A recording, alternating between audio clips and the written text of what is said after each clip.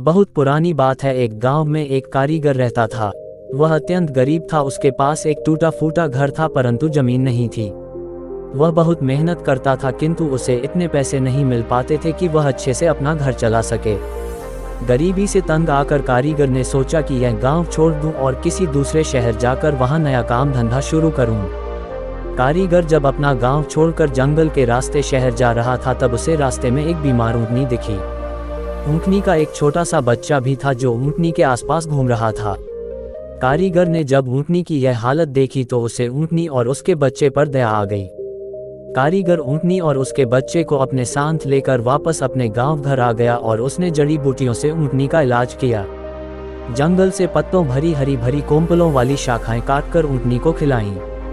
ऊँटनी कुछ दिनों में ही ठीक हो गई। अब कारीगर के बच्चे और ऊँटनी का बच्चा ऊँटनी का दूध पीकर बड़े होने लगे। कारीगर ऊँटनी का दूध ले जाकर शहर में बेच देता था। धीरे धीरे ऊँटनी का बच्चा बड़ा हो गया।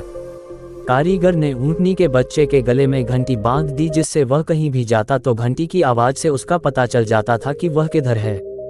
गले में घंटी बंधे होने से ऊँट का नाम घंटाधर पड़ गया। ऊँटनी का बच्चे के बड़ा होने पर वह कारीगर के माल ढुलाई का काम करने लगा, जिससे कारीगर की आर्थिक स्थिति में बहुत सुधार हुआ। कारीगर ने दूसरे गांव जाकर एक ऊँटनी और खरीद ली। कुछ ही दिनों में कारीगर के पास बहुत से ऊँट, ऊँटनी और उनके बच्चे हो गए। इससे कारीगर का व्यापार चल पड़ा। कारीगर ने अपने यहाँ काम करने के लिए कुछ मजदूर लगवा लिए और नया घर बनवा लिया।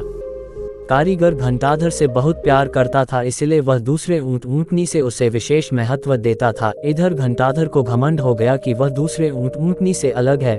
वह अपने आप को दूसरों से विशेष समझने लगा। घंटाधर जब भी जंगल पत्ते खाने के लिए जाता तो दूसरे ऊँटों से अलग हो जाता था।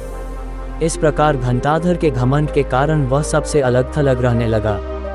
घंटाधर को दूसरे ऊँटों ने कई बार समझाया कि यह घंटा उतार दे। इस घंटे की आवाज के कारण जंगल के खूंखार जानवर तुझे दूर से ही पहचान जाते हैं। लेकिन वह सोचता था कि उसका मालिक सबसे ज्यादा उसी से प्यार करता है, इसीलिए दूसरे ऊँट उससे जलते हैं और जलन के कारण वह ऐसा कहते हैं। घंटाघर के घंटे की आवाज के कारण जंगल का शेर हमेशा उसकी स्थिति को भांप जाता था, लेकिन ऊँटों के झुंड में रहने के कारण उस पर हमला नहीं कर पाता था। एक दिन सभी ऊँट जंगल से पत्ते खाकर वापस लौट रहे थे। घंटाधर अपनी ही मस्ती और घमंड के कारण जंगल में सबसे अलग चल रहा था और दूसरे ऊँटों से बहुत दूर हो गया। शेर ने घंटाघर के घंटे की आवाज से उसका पीछा किया और उसे अकेला पाकर उस पर झपट्टा मार उसका शिकार कर लिया। इस प्रकार घंटाधर ऊँट अपने घमंड के कारण मारा गया। शिक्षा। घमंडी ऊँट की इस कहानी से हमें शिक्षा मिलती है कि कभी भी अपने घमंड के कारण दूसरों की अच्छी बातों की अनदेखी नहीं करना चाहिए। ऐसे शानदार वीडियो देखने के लिए हमारे YouTube चैनल अजय गुरुकुलवाला को सब्सक्राइब करें।